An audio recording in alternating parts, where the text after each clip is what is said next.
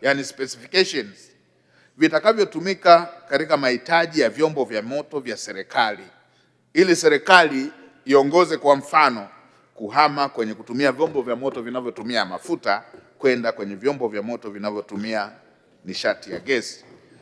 Vile vile zijengwe miundombinu za kutosha za kuwezesha vyombo hivyo kuanza kutumia gesi asilia iliyosindikwa.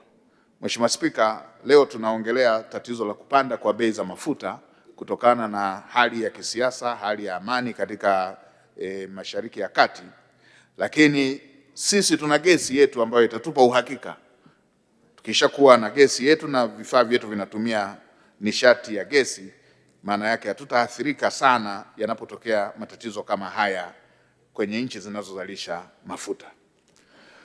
Licha ya uwepo wa changamoto za kiusalama za kikanda na kimataifa, ikiwemo ile ya Mashariki ya Kati, serikali itaendelea kusimamia upatikanaji wa bidhaa hizi za mafuta, petroli pamoja na mengineyo, ili kuweza kuhakikisha kuwa bidhaa hizo zinaendelea kuwa himilivu.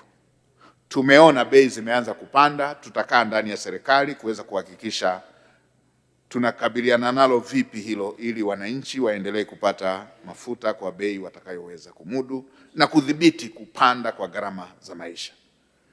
Katika hatua nyingine, serikali imeendelea kusimamia mifumo ya kuagiza na kuhifadhi na kusambaza mafuta pamoja na kuongeza uwezo wa kupokea na kuhifadhi mafuta katika bandari yetu ya Dar es Salaam na ya Mtwara. Katika kufanikisha hilo, serikali imeendelea kutekeleza miradi ya ujenzi wa ghala la kupokea na kuhifadhi mafuta lenye uwezo wa kupokea tani 308,110 katika bandari ya Dar es Salaam, ambapo umefikia asilimia 30. Aidha, miundombinu ya kuhifadhi mafuta katika bandari ya Mtwara imeongezeka kutoka tani 29,280 hadi tani 110,221, ambayo itawezesha kupokea meli zenye shehena ya tani 30,000.